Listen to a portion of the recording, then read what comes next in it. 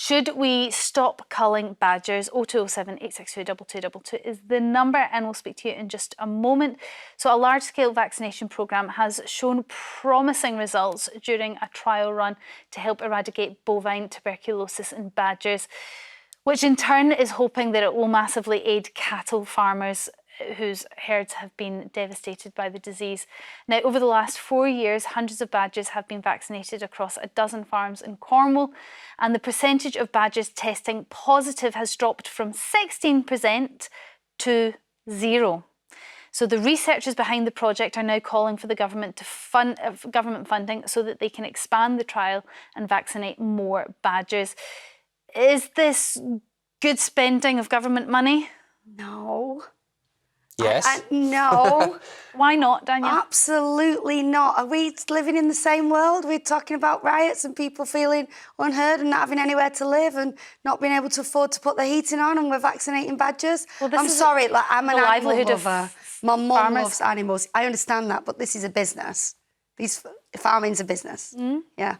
You're an animal lover, but you support slaughtering badgers. No, I don't support slaughtering. I don't support slaughtering badgers or vaccinating badgers. What about that for a crazy idea?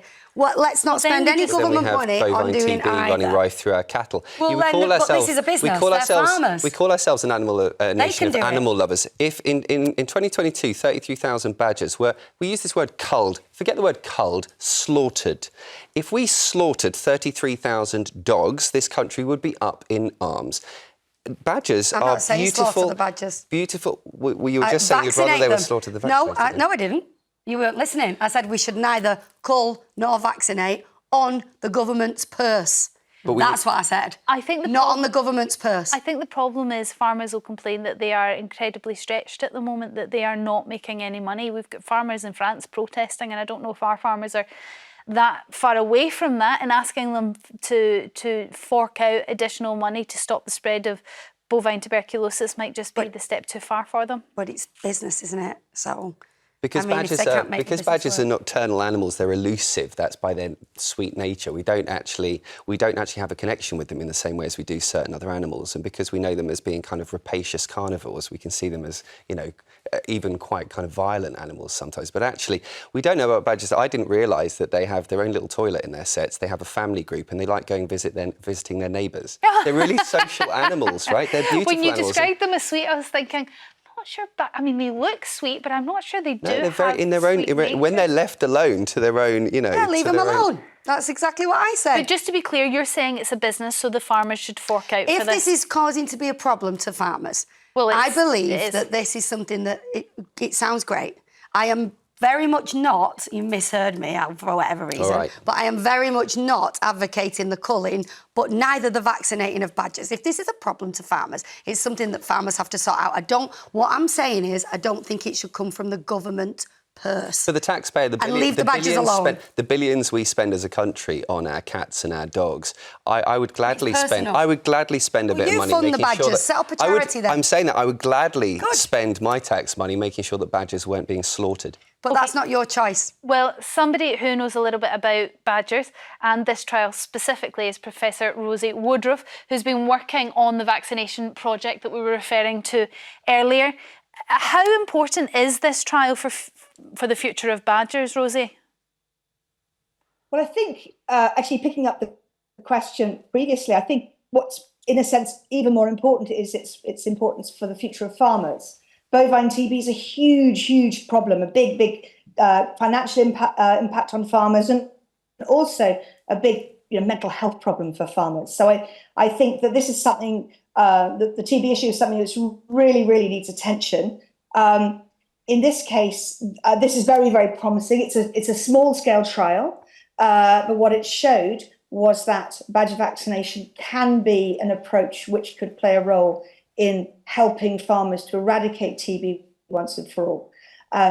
That goes up against a backdrop where this is something where, as has been discussed, badger culling has been part of TB policy for decades.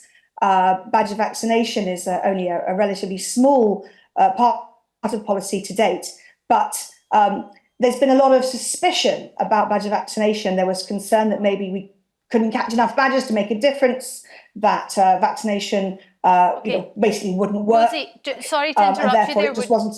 We're just seeing images of you vaccinating badgers. I just want to confirm to people at home that these badgers are alive. They just looked very quiet as you were dealing with them. So that's because in this study, what we did was, rather than just vaccinating the badgers and releasing them, we anaesthetised them and are able to collect blood samples and so forth, and then vaccinate them. And that was as part of an effort to see how well the vaccination was working. And what we showed was that although in year 1 we started with about 16% of the badgers testing positive for TB, by year 4 none of them tested positive. So that's really going in the right direction. I think for what farmers need. I think what's going to be important to a lot of people is the cost here. Is vaccinating all these badgers, because that seemed like a lot of work, vastly more expensive than culling them or slaughtering them, as Andy would say? It's so the costs can be similar. What you saw there was part of a research project. So those badgers were being anaesthetised and blood sampled. You don't need to do that if you're just delivering vaccination as part of the policy. So the idea is that this was would be something you could do over a period of time until you eradicated the disease, and then you step back. I think part of the problem with culling is that, and when you stop culling, the TB comes back over time. Mm-hmm. So it's not a sustainable approach. Whereas the idea with vaccination is that it would ultimately contribute to attempts to eradicate the disease, and then you wouldn't have to do it anymore. Professor, Rosie, just another question when it comes to sustainability, because you mentioned that there. I know there are some animals that have to be culled quite regularly because they breed a lot, and actually they wouldn't be able to sustain themselves in vast numbers. Is that the same for badgers? Do we need to keep the number of badgers down in this country for their own health? Badgers, sure. No, badgers regulate their own numbers very effectively. And actually, when their numbers are at the kind of level that the environment can sustain, females don't manage to breed, and so you end up with a sort of pretty stable badger population. And when the population of badgers is stable, their groups are highly territorial, and that stops the disease from spreading across the countryside. And so actually having a badger population which is at the capacity that the environment can sustain is one of the best ways of kind of delaying or slowing the spread of disease across the countryside. Okay, Professor Rosie Woodruff, thank you very much for your time and explaining that to us. We're going to go to the calls now. We've got lots coming in on this. Susan from Lincolnshire, are you a badger fan? Very much so. We used to have badgers. I've got to say this before I say anything else. The farmers that took out the hedgerows and took out various other things have not helped the countryside in the country. Yeah. I've lived here for 53 years. We had an old gentleman that lived up in the wold, and he left all the hedgerows, the ones that didn't interfere with the crops, and all those things. Now they've all been pulled out by farmers that don't live here, or they're big insurance companies, and they don't care, and they just don't care what happens to our wildlife. Yeah.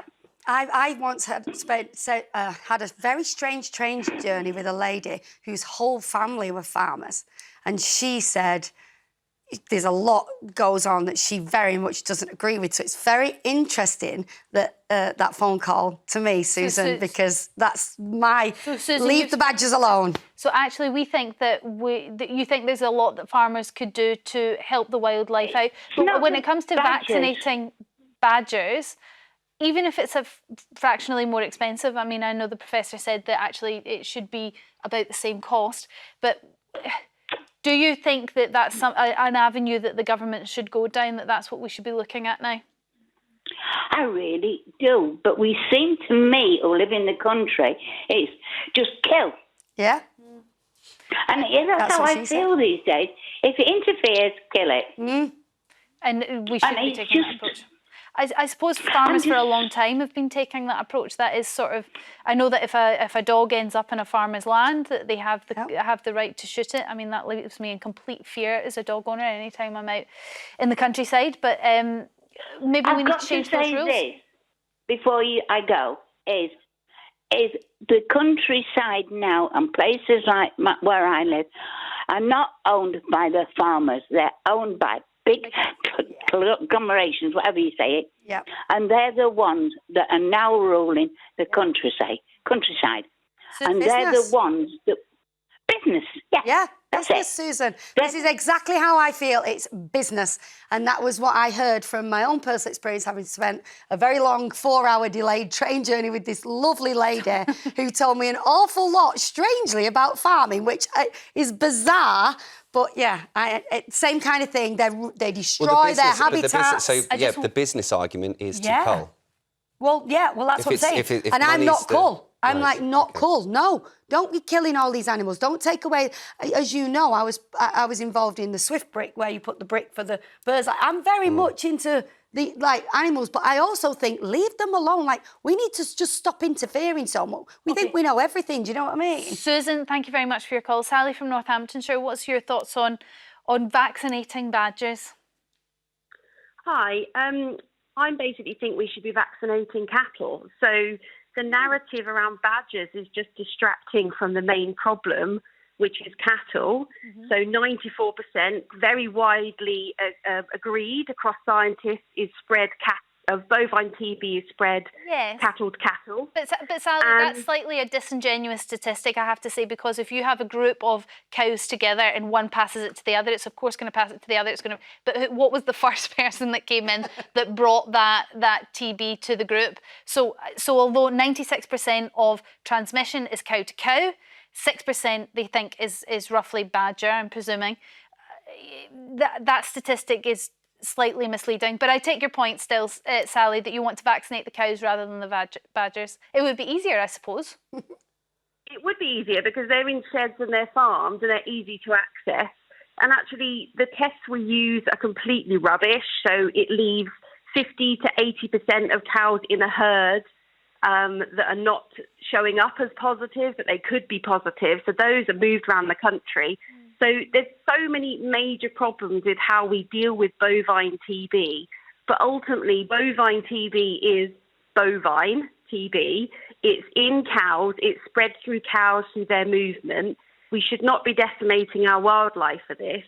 230,000 badgers are dead already. Sally, if we're vaccinating them, we're not decimating them, we're just making sure that they don't get the TB. Well, I suppose we're trying to eradicate bovine tuberculosis in its entirety. Would that not be a good thing? I don't think you can ever eradicate it. If you listen to some really good vets like Dick Sibley, they can show you some fantastic statistics in farms that he's been dealing with in Devon. Eradicating TB is going to be a massively difficult thing. And actually, the more we talk about badgers, the less we're dealing with the real problem, which is cattle. OK. Sally, thank you very much for your call. Probably going round the same idea as you, Danielle, that actually the farmers should just be paying for the vaccinations for their cows if they don't want to have to kill the cow. Would you be all right with that, Andy? That's leaving the badgers alone? Well, I don't think it sounds like it's going to work. I mean, the reason why you're dealing with badgers rather than cows is because badgers are the source. And if you can bring it, as we heard from our guest there, down to 0% through a vaccination process of badgers, then do that. Yeah, 0% does sound like a very impressive number for a trial. Well, we'll see how that goes and whether they get the funding they're looking for.